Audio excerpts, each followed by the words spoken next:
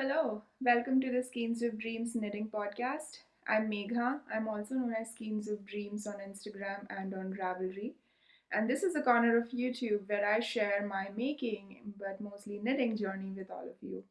Thank you so much for checking out my video. If you're a new or a returning viewer, you're welcome. This is kind of a bonus episode. I'm here today. It's a Sunday. I do not remember the date. I think the 25th of September. Yeah, that sounds about right. I'm at home today. I decided to do a quick video. I don't know how quick this will be because, as we all know, once I start talking about knitting, it goes on and on and on. So I thought I would make a bonus episode this week and show you my craft room. So I have been promising this video for a while, so I decided to kind of do a few things like do a craft room tour, and then I had asked on Instagram a few like I had asked people who follow me on Instagram if they wanted to know something specific about me, about knitting, so they could send in their questions, and then I would try and answer them. And then I also thought I'd give you an update on everything that I've been knitting. Um, and yeah, and just like knit and chat, craft room tour, and talk about future plans. Of course, there's always future plans. So, welcome. And I'll just give a quick introduction for anyone who's new here. My name is Megha. I am from India. I moved to the US about 10 years ago. I currently live in Pittsburgh, Pennsylvania, and I came to the US to study.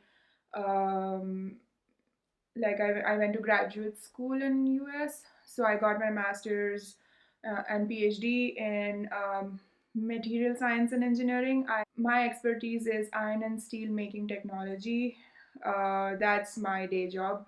And by evening, I'm an obsessive crafter. So I knit, I sew, I cook a lot, and I love anything that making things with your hand. That is my passion. I had briefly tried pottery. um, I want to learn how to do some woodworking. So there are a lot of things I want to I want to try, but honestly, I do not have time or space for a new hobby. Knitting has completely taken over my life, and I love it so much for that. uh, I'm s- I hope the needle clicking is not bothering you. I mean, I'm guessing most of you are knitters or crocheters, and you wouldn't mind me knitting while we're talking today. Because it's a knit chat, I decided I might as well pick up a simple garter project that I could work on while talking to you. So I'm actually working on my Garter Goodness shawl. This is a design by Stephen West. It's supposed to be a 4 skein shawl, but I think I'm gonna do a 5 skein. I have this set of five, I bought these 5 colors from the Wandering Flock, who's a dyer based in New York City. And I have gone through 2 skeins. I'm on my 3rd skein. I stripe the skeins in when I'm left with 30 grams of the previous skein. So I'm working on my garter goodness. This is one of those background projects that goes on forever and ever. But yeah, I decided that since we're doing a knit chat, I might as well bring this out and actually get some knitting done while I'm recording. Yeah, so um, I think. Oh, before we get started with the sewing, the craft room tour, I will just briefly mention I'm wearing my ranunculus today. It's finally getting a little chilly here in Pittsburgh. So I brought my ranunculus out. Honestly, like this has mohair content in it, so if I had made it a full sleeved garment, I probably wouldn't be able to wear it yet. But it's a short sleeved and open gauge, so this is working out really well for today. Um, this yarn is Eldon Lace by Fleece and Harmony in their, I'm forgetting the color. Oh, I'm sorry. I'll put it on the screen. I'm completely blanking on the color. But it's a beautiful mustard, golden, like fall color. I'm ready for fall. So yeah, so this is my ranunculus. I held Eldon Lace double, and I used US 10 needle needle size for this, and my I have made three ranunculi, I guess, and most of them have the same number of raglan increases after the yoke shaping. I will link to my Ravelry page where I have given the details. I think I do about 7 raglan increases before splitting for sleeves, and then I do very short sleeves. Done short sleeves because I like the t-shirt feel of these tops, and I work in an office. It gets pretty chilly, but because it's indoors, I try to have some sweaters which are like also short sleeved so that I can wear them indoors without any issues. So yeah, so that's what I'm wearing today. I made this last year, I think. Yes, I did like a year roundup for last year. Like at the end of 2021, I did, or at the beginning of 2022, I did like a 1 year recap of all the garments that I made, and I think I showed it in this because last year was definitely the year of the ranunculi because I made 3 of them last year. But yeah, that's what I'm wearing today. So yeah, I think we should move on to the craft room tour. So for those of you who are new and haven't been following me for a few months, my husband and I moved to Pittsburgh, I think around April or May of this year. We so just as a background, my husband and I, we've been together for almost 8 years now.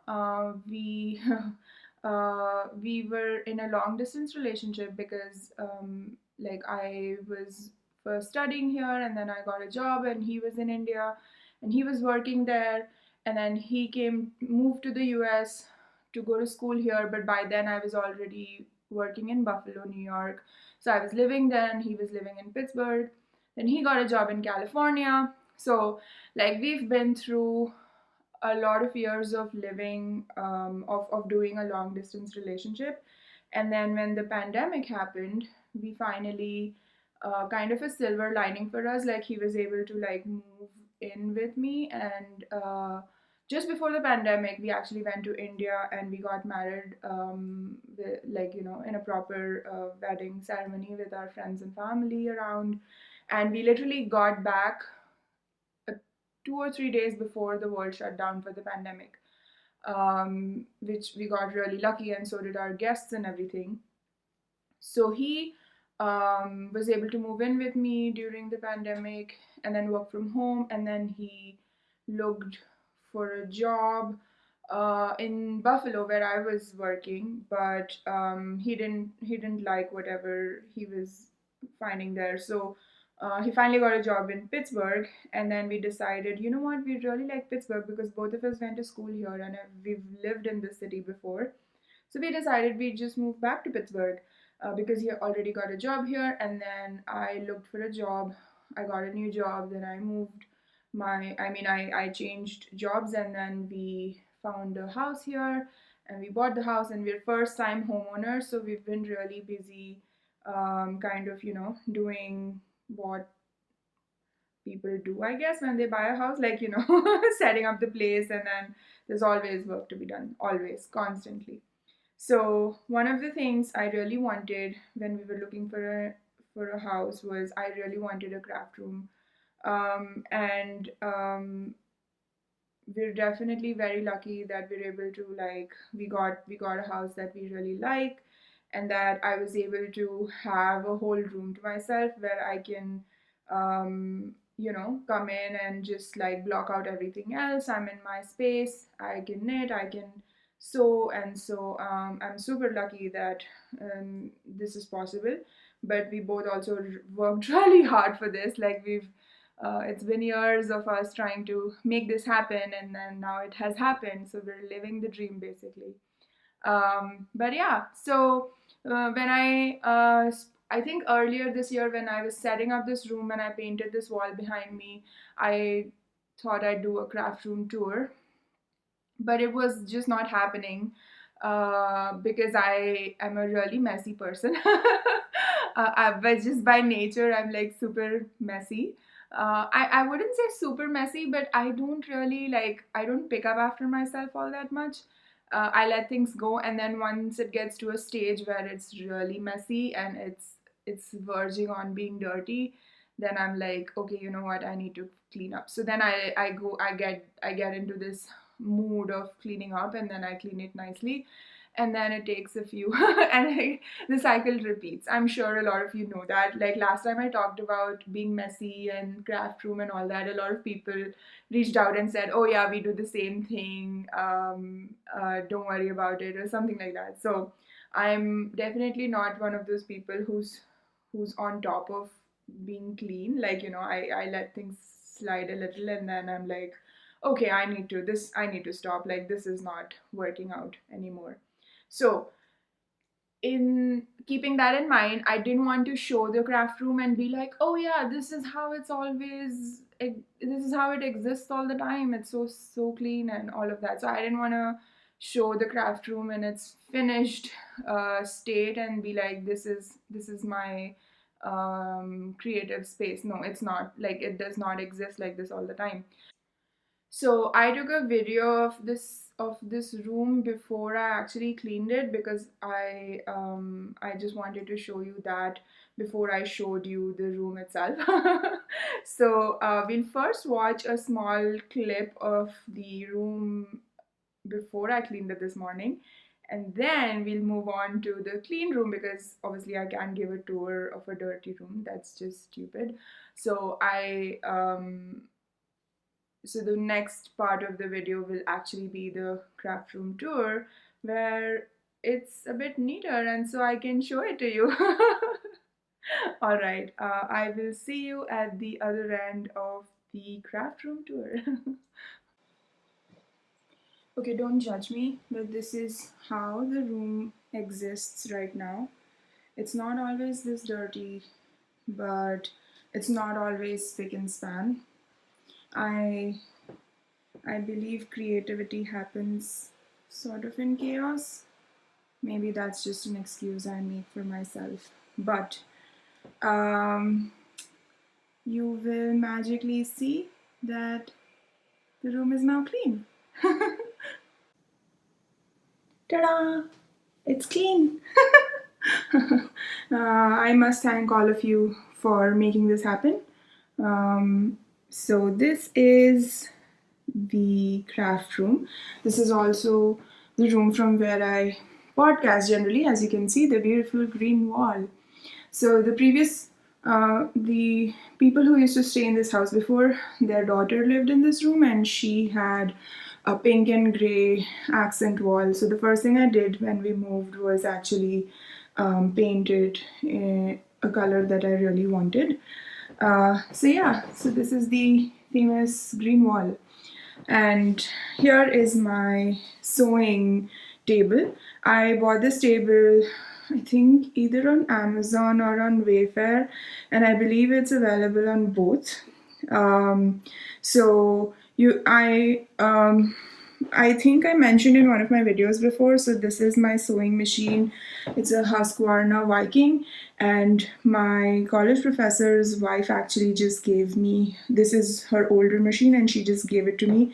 I just happened to mention to her that I wanted to start sewing, and she just very graciously gifted me this without any questions asked, basically. And so I feel super lucky that I have such amazing people in my life. This is the serger or overlocker that I purchased. Since I was gifted the sewing machine, I thought I could invest in a serger, and it has been the best investment ever. Of course, I store my thread and a lot of bits, odds and ends required for sewing in those boxes over there. Um, those two are Baljeet's jeans. He needs me to make some repairs on them, alterations, and I haven't done that. And of course, it can never be too clean, can it? Okay. Just that's basically where I sit and sew. I think I'm giving you an extensive tour. This is the ironing board. These are projects I'm currently working on. I'm making a dress for myself in this beautiful fabric, and this is actually a dress I made for my friend's baby. I'm supposed to just put snap buttons on the back here and then ship it to them. It's a really cute dress. I lined it inside with the same fabric. I'm super excited to send it to her. I have kept it out in the open so that I remember that I need to get this finished and shipped. And this is my knitting and sewing book corner. So I got this yarn ornament, I think at Target 1 year, and I just like left it here. I think the cats chewed off the rubber band that you can actually hang it on a tree or something. This is Scotty. I went to Carnegie Mellon University. That's where I got my master's and PhD degree, and Scotty is our mascot. So when I graduated, I think I was gifted Scotty. And then these are all my knitting and sewing books, mostly knitting. There's only one sewing book. I got this Ahead of the Curve book by Cashmere Red for sewing tips, and there are like 5 or 6 patterns. Those are my 52 weeks, and this is Strands of Joy, Anna Johanna's book. By the way, that is Oreo for you. He, as soon as we come into this room, goes for my pothos. You're not supposed to be there. No, don't eat my plant. Good boy, Oreo, good boy. So, of course, this is the yarn corner. And so perfectly, you can see Oreo sitting and chewing on my... Do not chew the leaf. No. He's a little better than his brother. His brother will not even listen to me if I give him any instructions. So those are cones of yarn. This is some yarn I have to wind in the short term, so it's all sitting out here. Of course, you've seen this yarn cubby before, and this is what I used to sit against, and now in my videos you can see a bit of it. Alright, Oreo has decided to leave. Oh, so here is the bin I have with odds and ends. So they're not all scrap yarn. They could be like one skein left over from a project. I had to rip that back, and yeah, just leftover yarn. Some of it is actually scrap yarn. I want to, of course, put this all in a blanket. So this is from my half and half wrap. This is the plant lady. There's a lot of this left, but I have plans for this. So this is kind of a all-in-one basket. It's scrap plus single skeins left over. So Oreo completely derailed my craft room tour. So I thought I'll take another small video talking about some of the yarns. So as you can see, my yarn cubby is super full to the point that if I pull something out, it might fall, but that's okay. So the way I've stored everything is this bottom 2 shelves are fingering and mohair. This is DK, but I guess some fingering has also ended up here. This is mostly sport and DK weight yarns. This is a lot of like rustic wools. There's more rustic wool here as well, but at this point, whatever I feel like, I put them in. And this is heavier weights, so DK, worsted, Aran. This is, I talk about this yarn, I think this is one of my older stash yarns, like pretty deep stash. This is also a very deep stash. This is Briggs and Little Regal in their copper color. I have a lot of this yarn. I wanted to make a coat out of it, um, like a woolen coat, but we'll see. And this cubby actually has a lot of summer fibers. There's this linen, 100% linen fibra flax, fibra natura flax yarn. And there is this Quince and Company Kestrel. There is some Sanas Lina here. This is some Drops Air. I want to make a very sweatshirty sweater in this. I usually buy yarn with at least like a pattern in mind, something in mind that, what I want to do with it. This is JC Rani that I got from Rebecca in the yarn swap we did last year. I really want to use that. I bought some Knitting for Olive cotton merino. So this is for my friend. I want to make a tank top for her, so I bought this for her. So a lot of yarn has been purchased for people as well. Like this is also for a friend. I have 4 balls of this Gilead. I wanted to make a Christmas sweater for my friend. And then I have this very beautiful Peace Fleece worsted weight in this gorgeous purple, which is for my friend's husband, and I want to make him a simple raglan sweater. Then I have this Hudson and West Forge. I bought this at Rhinebeck last year. I kind of grew out of the pattern that I wanted it for, so I think I'm gonna look for a different pattern. And there goes the ball of yarn. This is a very special sweater quantity. I bought this at a local yarn store when I moved to Pittsburgh. So this is the first things I bought in Pittsburgh. This is Border Leicester. I have never used this base before. I really want to make a simple raglan garment from this.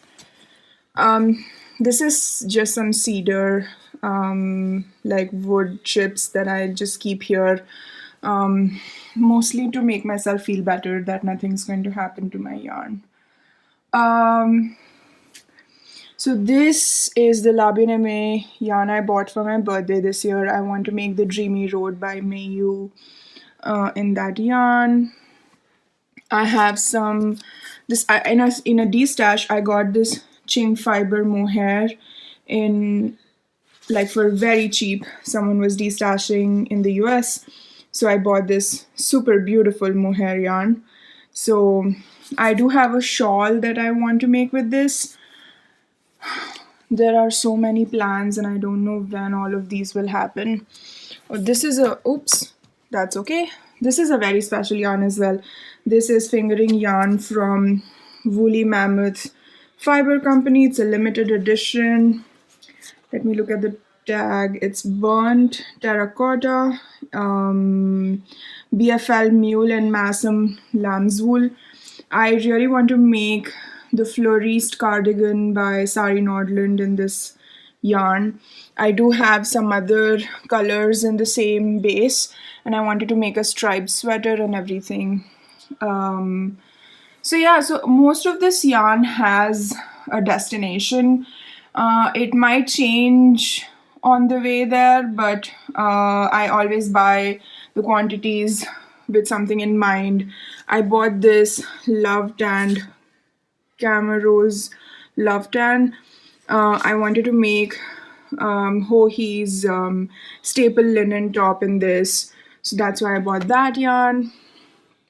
And this I wanted to make, this is a Knitting for Olive heavy merino. This I bought after finishing my cardigan I tested for Alexandra this year. I forget the name of the cardigan, but this I bought after that because I want to make a cabled jumper in this. Most likely Brooklyn Tweed Vika, but I'm looking for a more, oh actually no, I changed my mind. I'm actually going to make the Long Roads cardigan by Mayu because it's more size inclusive. That's what I decided, either in this or in this. As you can see, they're very similar colors, but they're different yarn. So, I mean, it's still different because the yarn is different. So yeah, I guess that is and One of these is for Baljeet, but I don't know. I don't think he wants this gray anymore. This is Brooklyn Tweed Tones in one of their colors. Tones has such beautiful colors, but Baljeet wanted gray. But now when I asked him what he wants his next sweater, and he's picked this color, so you know, we all outgrow our choices from a year ago. But yeah, that was a quick tour of my yarn cubby as well. Oh, so that is a folding table. I open that out and put it out here whenever I want to cut or draft patterns, cut fabric, or like piece my pattern together and stuff like that. So yeah, so I think I have covered everything. This is my beautiful craft room. I'm super lucky to have so much space to keep everything, but of course it's as dirty as it can get. And through there is the real mess. It's just I have all my sweaters, all my yarn, fabric, quilts, everything that I'm working on. They all get stored there. No one's allowed in there except for me. I think that's enough of showing you the room, and let's get back to my face.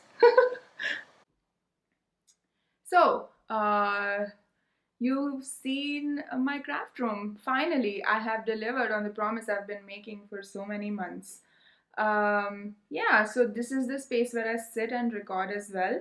I had not really planned on making it the place where I would record, but as I mentioned, this wall behind me used to be pink and gray, and I was not gonna be able to use it in that like leaving the room pink and gray was not an option for me. And I thought that before I move in and put all my stuff here, and then once I start using the room, it'll be so annoying to actually paint it. So I might as well paint it the first thing. So one of the first projects I did was actually paint this wall behind me. This is the first time I painted a wall. I did not think I did an excellent job. On the corners, I can still see where some of the green paint has gone on to the other gray walls, but I kind of try to buff it out and everything. Anyway, so yeah, I hope you liked the craft room tour, and I know I went through it quickly, but then I was also feeling a little weird because I'm not on in the frame. I'm just showing you stuff, and I'm going on and on behind the camera. So I do want to. I mean, the way the room is currently, I don't have a place where I can actually sit in it. But honestly, I love sitting on the floor. So I often sit in front of this wall on the floor, and I turn on the lamp and I knit if I ever want to. But usually I'm not here knitting. I come here. I mean, all my yarn is here, so I come here to like take my yarn and things like that. And I sew here, so I definitely sit here when I'm sewing. But I knit all over the house. Like I knit wherever we're sitting. So I don't really just sit in this room and knit. Um, but I do want to get some sort of a maybe like a small ottoman or something where I can actually, if I have friends over and they want to hang out here, there needs to be some way of sitting, which is not some like a corner where you can sit in it or something like that. But that has not happened yet. But I maybe it's not required. Anyways, so yeah, so that was the craft room tour. So in the next part of this video, I think I'm gonna give an update on some of my knitting, and let's start with one of my major accomplishments this week. If you saw my last video, I was trying to finish my test knits, and I finished the forest finds, which I'm going to show you just now. I'm not going to put it on, and I'm not going to do like an FO pick and everything because the cardigan releases next week. It releases on the 30th of September, so I will only show you proper outfit and everything then. So right now, let's still consider this a work in progress. Also because I have to. I was trying to decide whether to put a zipper or buttons on this, and I don't know. I'm not feeling a zipper at all. It doesn't go with a lot of things in my wardrobe. I like to wear a lot of dresses and skirts and a zipper. I don't know. I don't know. It doesn't attract me that much. So I'm gonna put buttons, and I want to put snap buttons, but I want to sew a ribbon and then put snap buttons on it. But the last time you saw this cardigan, I think it was still in pieces. I don't think I had started putting it together. So this cardigan is extremely special to me because it is one of the few garments I've made where the construction is just so amazing and so brilliant and so different. So it's knit in panels, like you have center front panels, two of them, then you have two side panels for the front, then you have two side panels for the back. The side panels have like the sleeve shaping and things like that, and then you have a center back panel. The reason it's done in panels is also because there is a text. So I'm holding it, let me just show you the garment. So this is my finished forest finds. As you can see, I have sleeves, and this is the center panel. This is the center side panel. It has a beautiful pocket, inline pocket. And can you see the texture? Uh, I still have ends to weave in. I picked up collar. All the knitting is done. I have now ends to weave and then buttons to sew onto it. So that's the other sleeve. That's the other pocket. So so you can see the center panel here.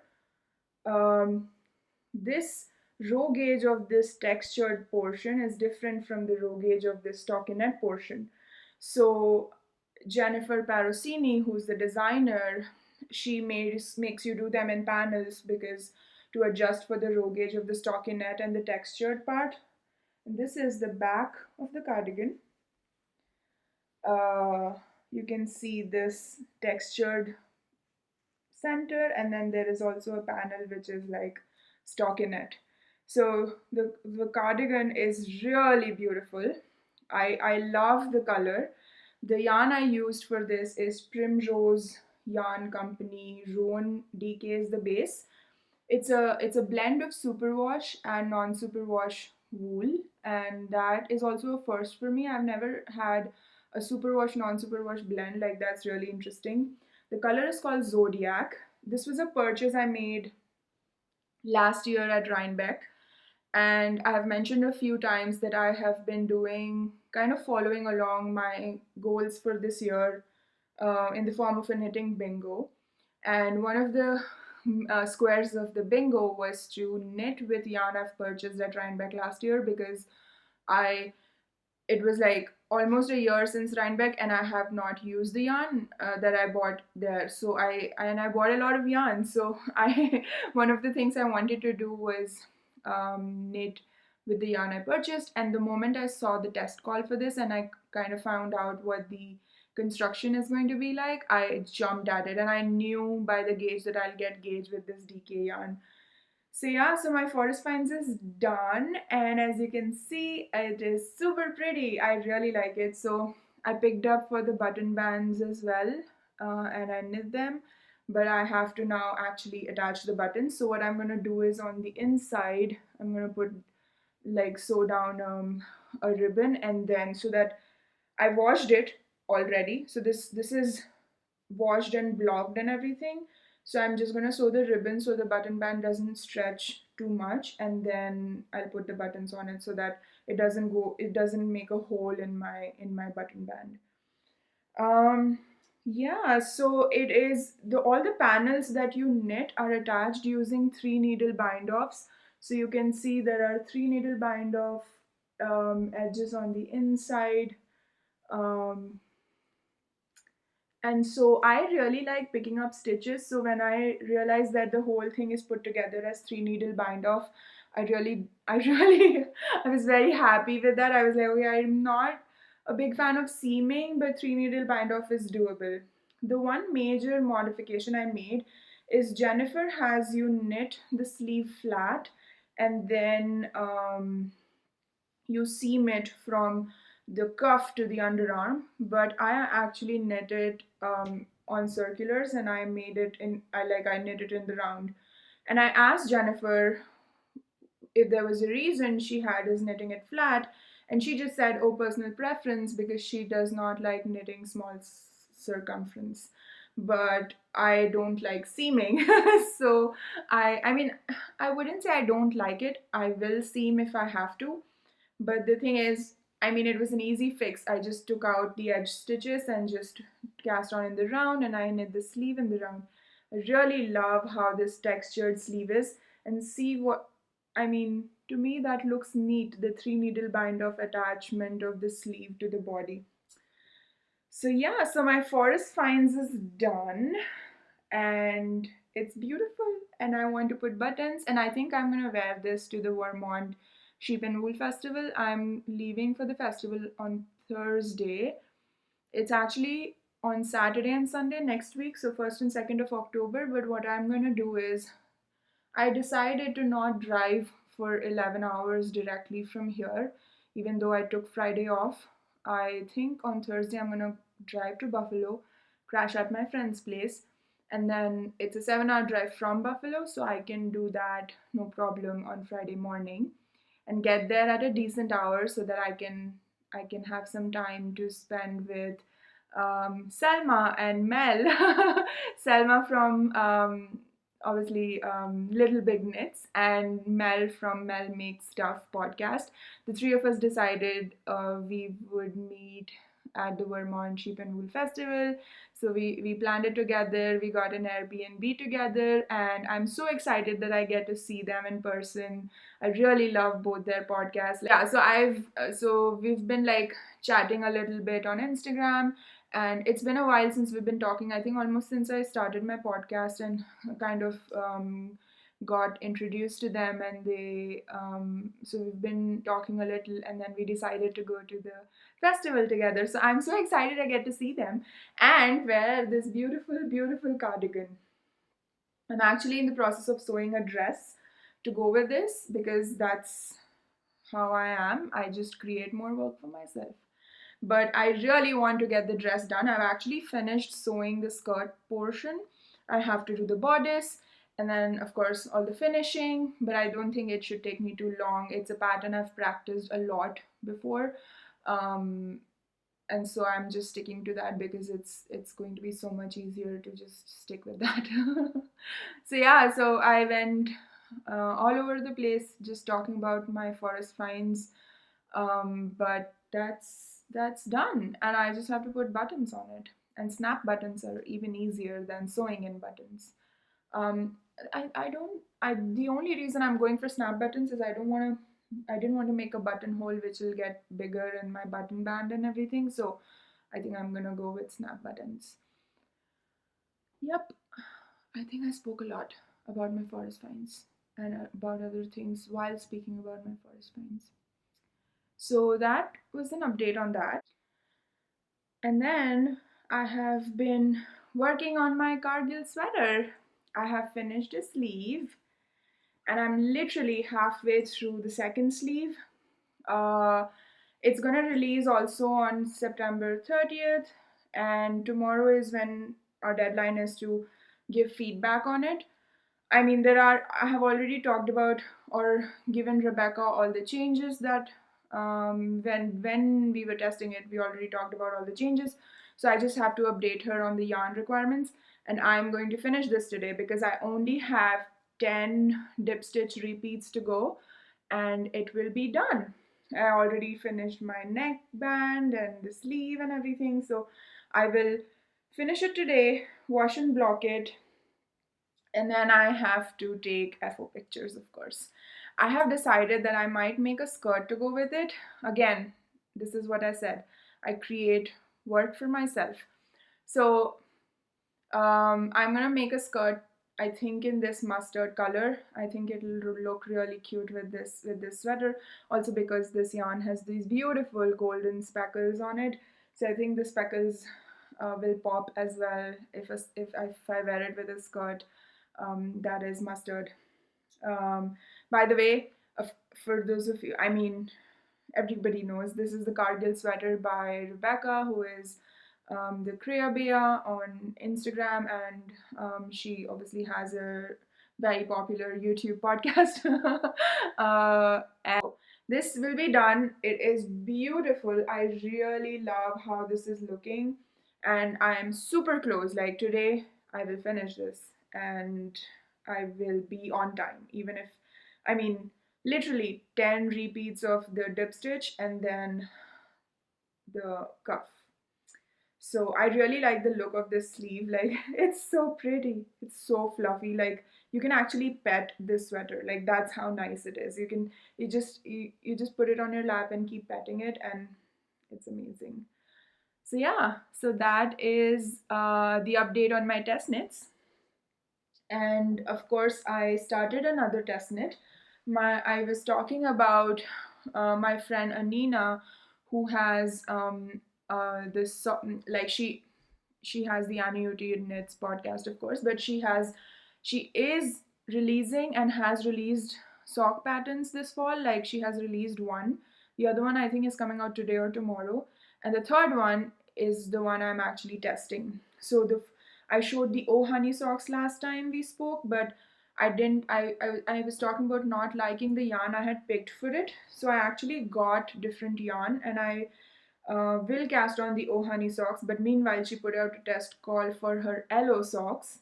So I decided to test knit them. So I've actually cast on. These are the Elo socks. They have this really, really beautiful texture. I don't know if you can see it. And look at this slip stitch toe. It is a thing of beauty. I love it so much. So I've started knitting on this, on like the Elo sock, and this yarn is the Fiber Company Amble yarn. This is one of my favorite sock yarns. It is a very, very warm sock yarn. Like I absolutely love it. It is not superwash. It has some nylon, but I don't think it's superwash because I used to have another pair of socks in this yarn, which by mistake went into the washer, and it didn't survive even the washer. Like it completely felted. And okay, my hair is literally tangled on this yarn. I know it's disgusting, but that's that's my hair, and now it's not coming off. Anyway, I knit my hair into everything I make. Knit my hair, my cat's hair. So yeah, so those are the yellow socks. I'm like literally giving you a quick update on all the knitting. And I'm gonna cast on the Oh Honey socks with this gorgeous, gorgeous cat bells colorway. Also Fiber Company Amble. Oh, did I mention that other colorway was Heathland? Heathland? Yeah. And this, I'm gonna make the third design that Anina is releasing soon called the Caramel Fox socks, and I'll make it in this also Fiber Company Amber Nutkin colorway. So these two will happen. Anina is running the Fall of Socks knit along, but I don't think I'll get them done before that or anything. I'm just gonna make them and they'll be done when they're done. But I really wanted to kind of have three of her patterns in kind of yarns that get long and everything, so have a fall sock collective of my own. And when I saw Nina's patterns, I was like, I need to do this. So I'm kind of going all out and obsessing over this. So that's gonna happen. Um, and then I signed up for another test knit. Actually, I'm going test knit crazy. I know I said I would not sign up for test knits, but they just help me keep on track and get things done. And then when I see a design that's really pretty, and then I'm like, okay, I need to make this. So, of course, our very own Rebecca is coming out with beautiful patterns. She's knitting like her designs are so amazing, and Cargill is going to be her first pattern, but she's already got so many new ideas. And then she has been showing the Cur sweater on her podcast, the one with the color work band, and I'll put a picture on the screen here. So she was sending out a test call for Cur, and honestly, I was not gonna sign up for the test call, but then I was scrolling through, and Baljit was sitting next to me, And then this curse sweater showed up on my screen on Instagram, and I showed it to Baljit, and I was like, oh, see, Rebecca's made such a pretty sweater design, and she's gonna release this in the coming months. And he's like, I really like that, I would want that sweater. And the moment he said that, I was like, okay, maybe I'll apply for the test. So my excuse is that it's for Biljit, it's not for me. So this, okay, again, all of the colors are in the same color family. Last time I was going green, and this time I'm going mustard. So this will be the main color for Biljit's sweater, and this is the contrast color. It'll be really pretty.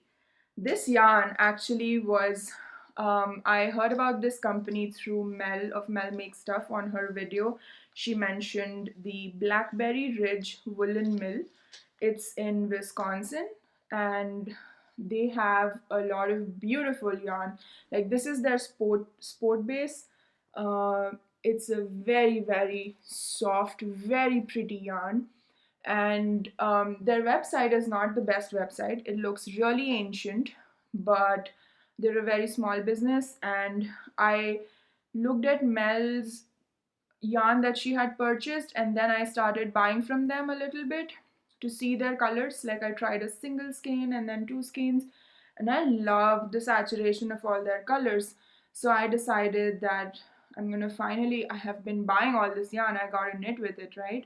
So Bajit was in a mood for a nice different color than he usually gets. Like, he's, I think, tired of blues and grays and all of that. So though I make him different colored sweaters, because last sweater I made him was that greenish mustard chartreusey color. So now we're going into mustards for him. So yeah, so this is going to be the main. This is contrast. I'm not casting it on until I start until I finish the Cargill. So that's coming up next. Kerr sweater for Biljit. And then, so as I mentioned at the beginning of the video, I had asked if people wanted to know something specific, wanted me to chat about something during this video. And someone asked me about my oldest stash. Now, I have been collecting yarn for a really long time. I mean, for me, long time is about 7 years. That's when I first started knitting. And I don't remember what my oldest stash is, because when I started knitting, I didn't know about Ravelry.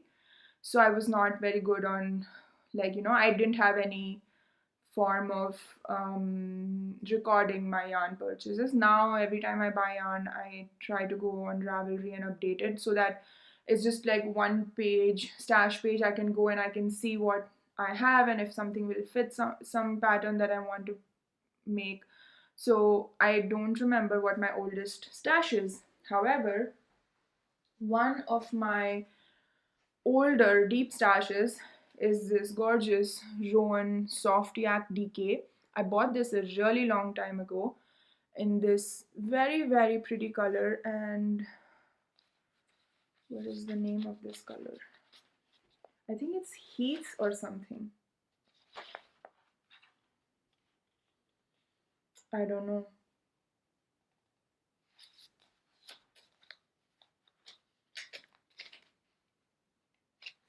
Oh well.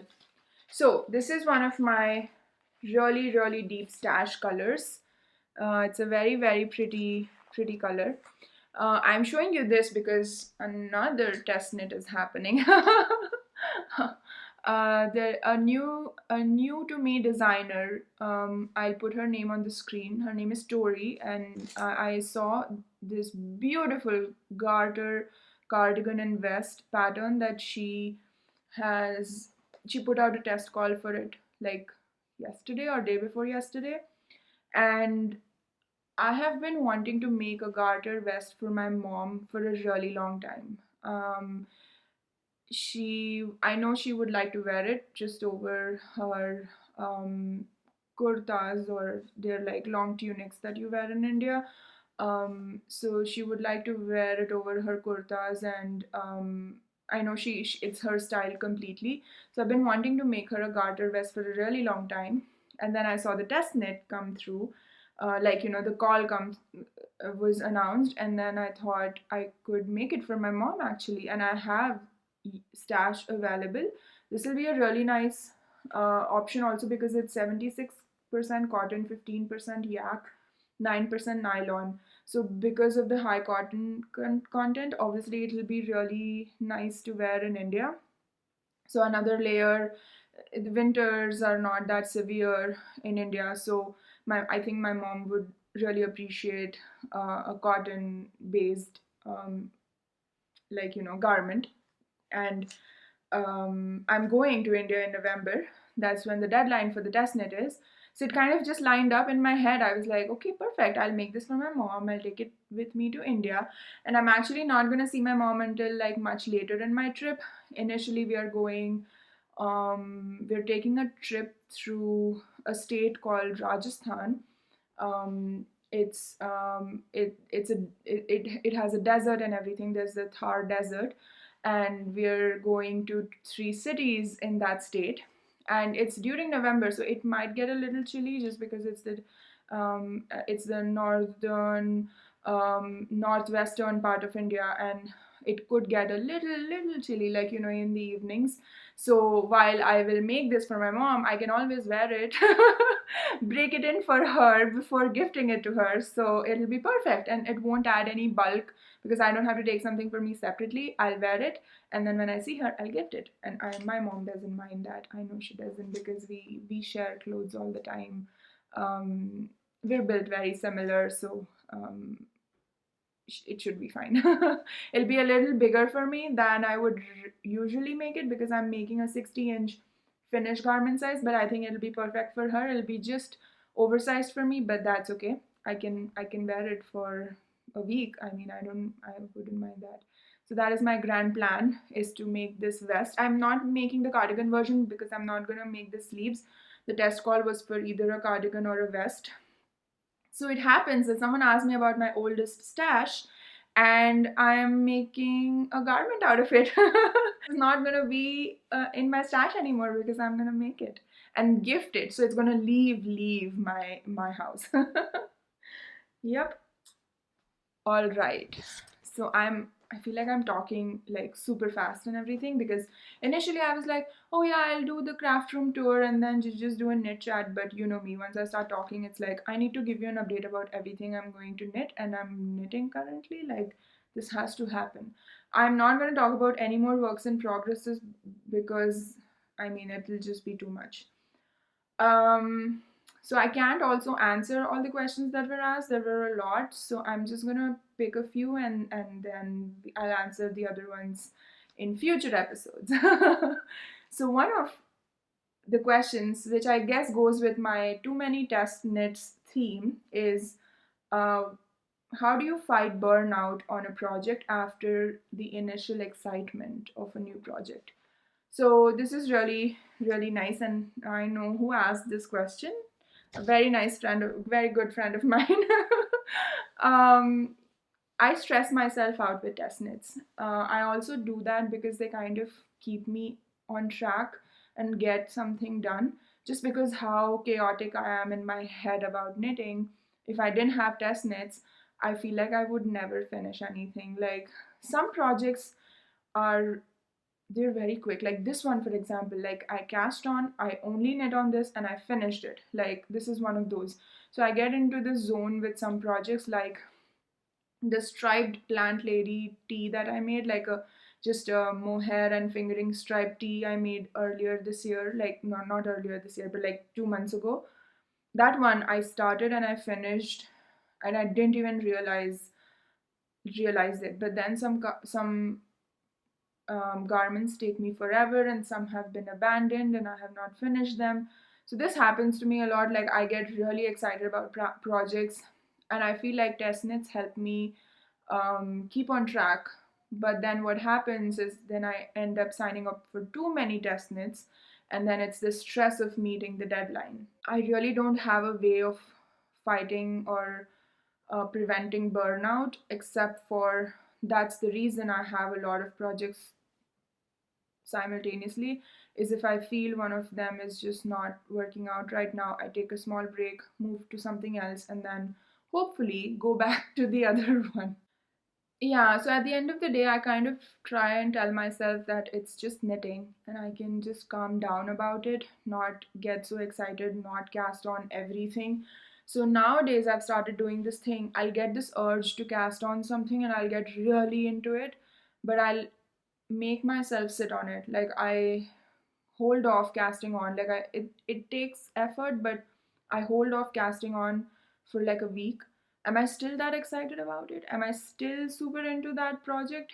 Only then will I actually cast on. So I actually make myself wait, and if after a week I'm still thinking about that project, I then will cast on.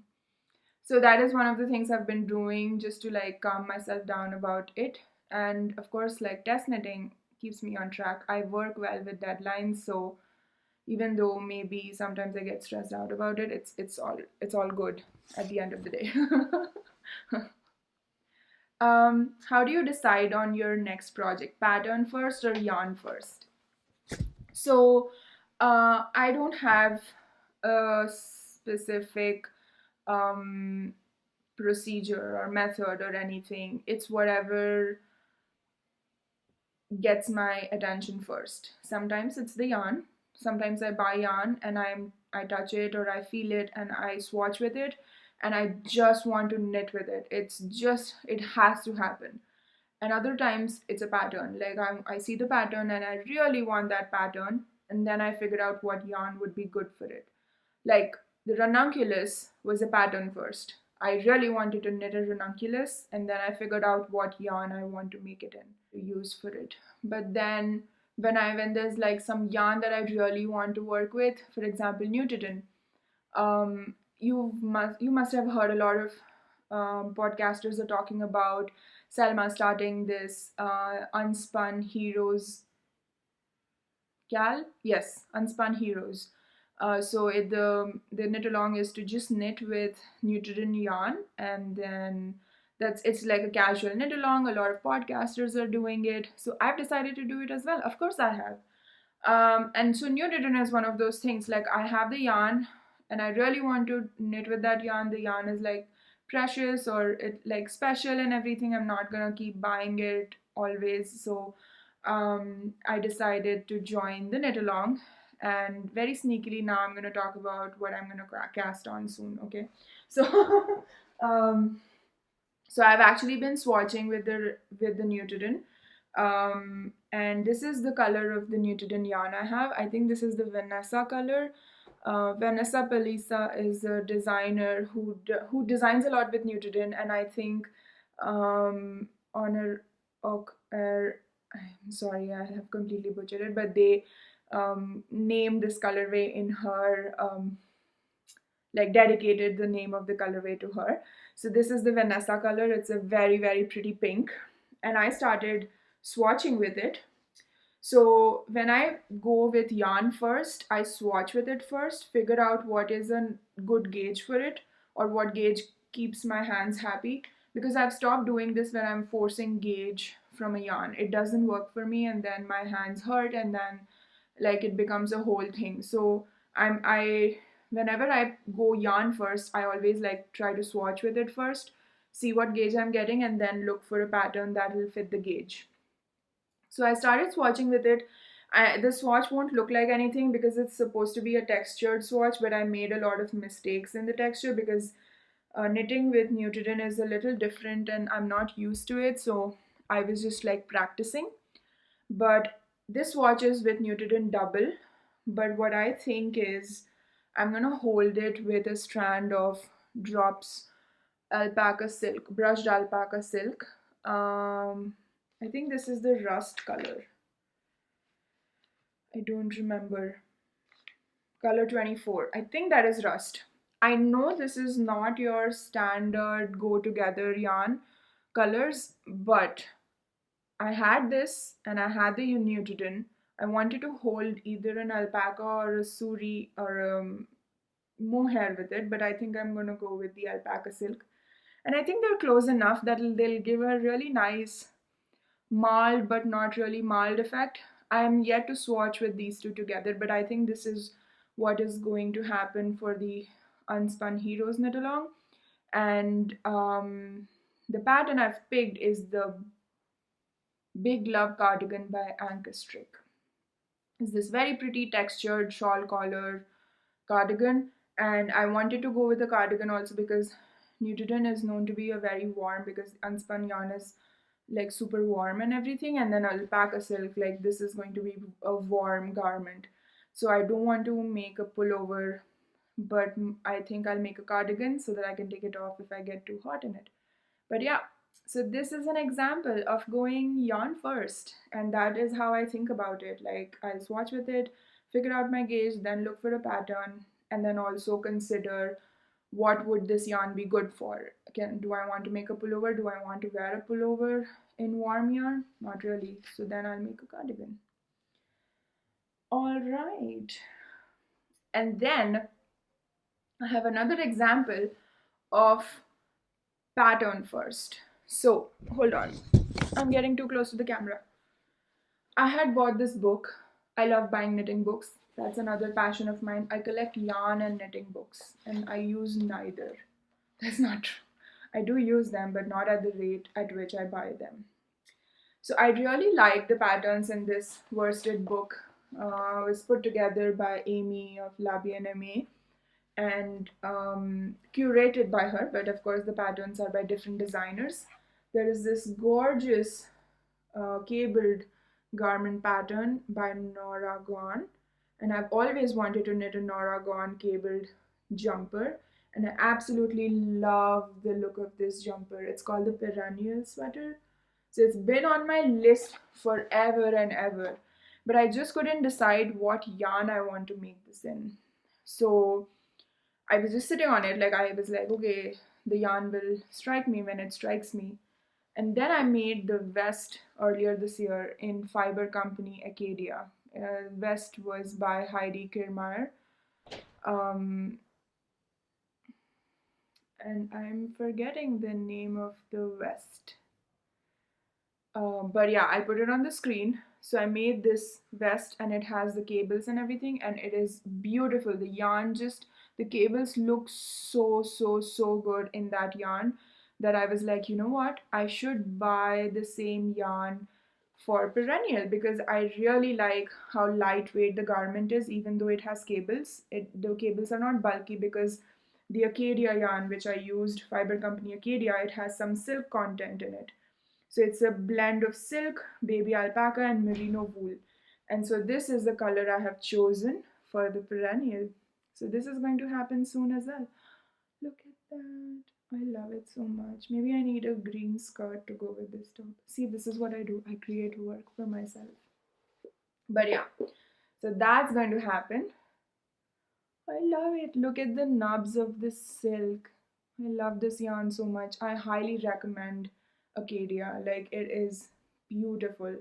And cables with it, amazing. Like, I would, top of my recommendation list. So that is another pattern first instance, I guess, because I've been sitting on that pattern for a while, trying to decide what yarn to make it in, and I finally found it. All right. Um, when you started knitting, when did you start knitting, and why did you start knitting, and how long did it take you? I think I've spoken about this before in a previous episode a while ago. I think I started knitting about 7 years ago. I saw a friend wear a beautiful colorwork hat, and I didn't know she made it. I just complimented her, and she was like, "Oh yeah, I made it," and it just blew my mind. I was like, "Oh, you can actually make things that look that pretty." And I told you I've always been kind of into things making with your hand, and as a child I used to paint, I used to do some crafts, and I loved sewing. I did a lot of painting actually as a child.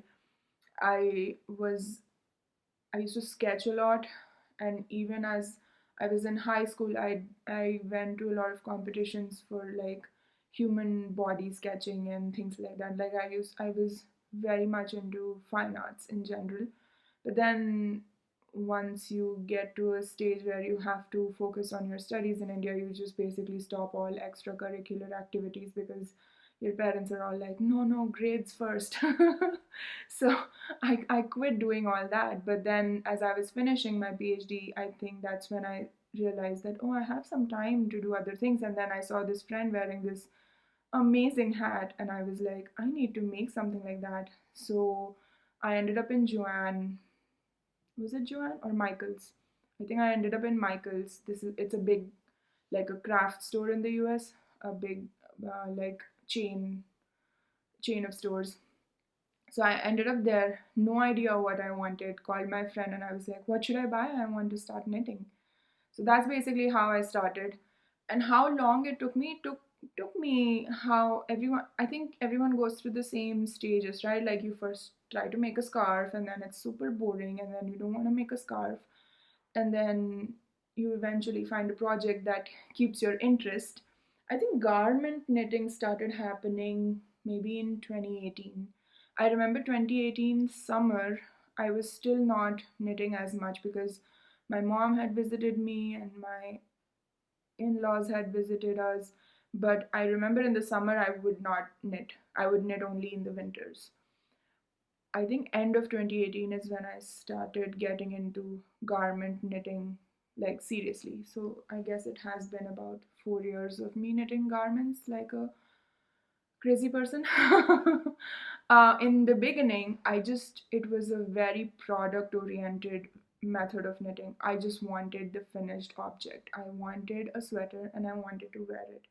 And I just would power through the knitting to get to the finished object. But once my wardrobe had enough sweaters that I didn't really need more sweaters, like I could wear a new sweater every day for 2 weeks, um, and then repeat those. So once I got to that stage is when I started getting interested in techniques and the process, and I want to knit this because it's interesting and not just because I want a raglan sweater because I have a lot of raglan sweaters or something like that. So I think the way I approach knitting has changed over time, and I believe that that's what happens with everybody because you don't always approach it with the same mindset. It changes and it evolves, and yeah, and now I'm super into making a garment that is wearable and I'll get a lot of wear out of it, but also making an outfit because I started sewing. So now I want to make most of my knits and most of my sewn garments try to go with each other so that I can pair them together or make actual outfits that I can wear. Yep. So that is a 20 mark answer for the question, which could have been answered in 2 sentences, I guess. All right. That was a really dumb joke, but let's move on. So yeah, I think this was supposed to be a quick craft room tour and knit and chat episode, but it became a full-blown feature film. But yeah, so that was an update on everything that I've been working on. Of course, I have a lot of things planned, and the Mystery Knit Along by Stephen West is coming up, so I will do that. Um, and so I'm trying to finish my test knits and everything, clear out my needles. I say that while I sign up for 2 new test knits, which I also have to do in the month of October and November. So a lot of knitting coming your way. Thank you so much for watching this episode. I hope you enjoyed it. I hope you enjoyed the craft room tour. Do let me know if you have any thoughts, any questions. Please feel free to reach out. And yeah, thank you so much for supporting me. And I love reading all your lovely messages that you send my way. I really, really appreciate it. Thank you. And stay safe, take care, and happy crafting. Bye.